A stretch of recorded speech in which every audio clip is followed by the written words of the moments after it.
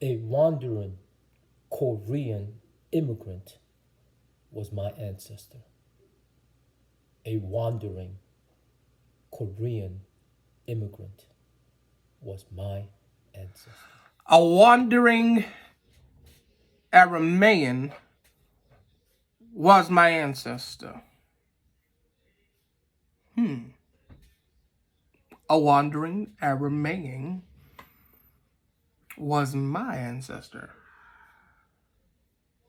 Wow. A wandering Aramaean was my ancestor.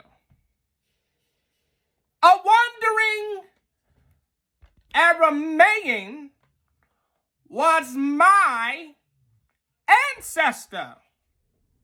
A wandering Aramean was my ancestor. You shall make this response before the Lord your God. A wandering Armenian was your ancestor.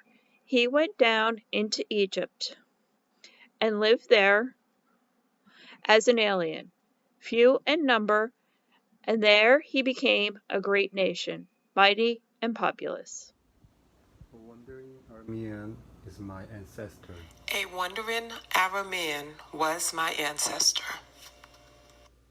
Hear now the word of the Lord from the book of Deuteronomy, chapter 26, verses 1 through 11. When you have come into the land that the Lord your God is giving you as an inheritance to possess, and you possess it and settle in it, you shall take some of the first of all the fruit of the ground, which you harvest from the land that the Lord your God is giving you. And you shall put it in a basket and go to the place that the Lord your God will choose as a dwelling for his name. You shall go to the priest who is in the office at that time and say to him, Today I declare to the Lord your God that I have come into the land that the Lord swore to our ancestors to give us. When the priest takes the basket from your hand and sets it down before the altar of the Lord your God, you shall make this song response before the Lord your God. A wandering Aramaean was my ancestor. He went down into Egypt and lived there as an alien. Few in number, and there became a great nation, mighty and populous.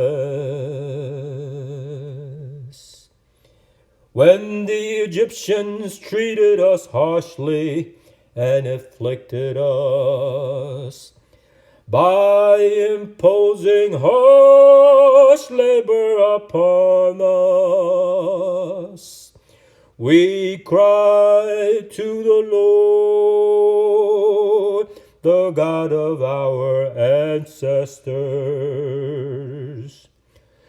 The Lord heard our voice and saw our affliction, our toil and our oppression.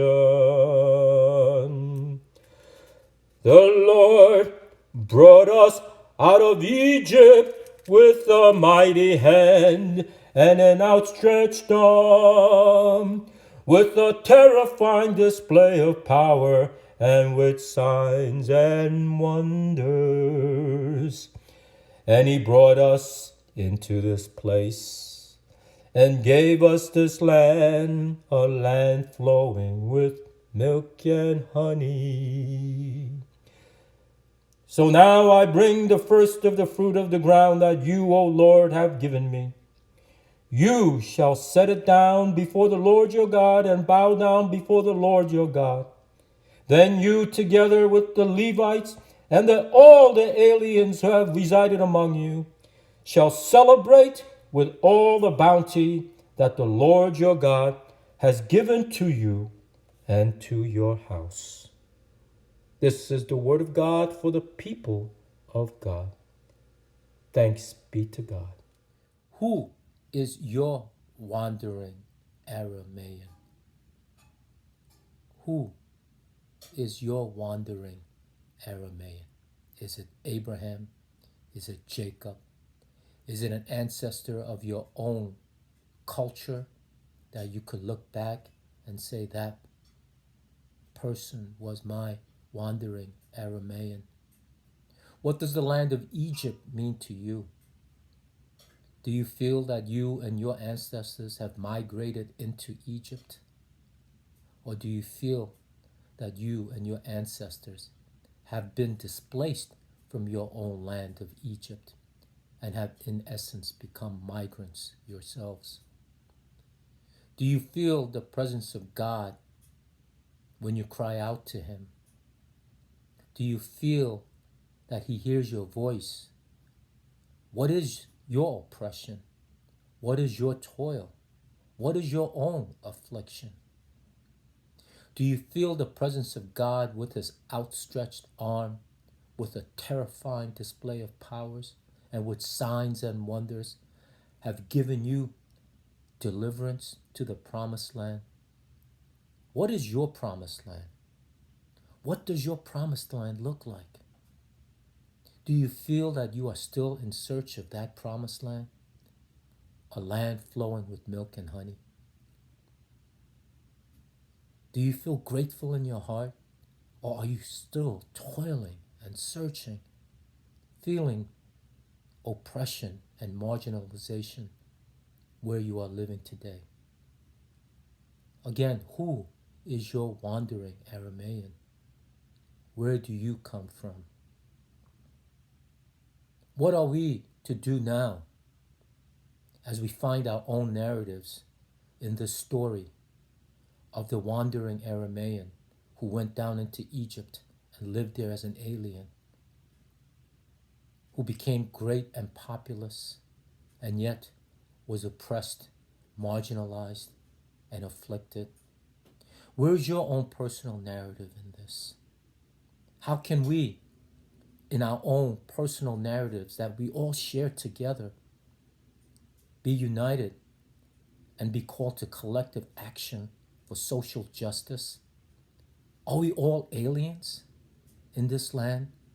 That as aliens that we may all come together with the Levites and the Jews and the Gentiles and live in a place where we support each other and look after each other? What does it mean to you when it says, if one member suffers, we all suffer together with it? And if one member is honored, we all rejoice together with it.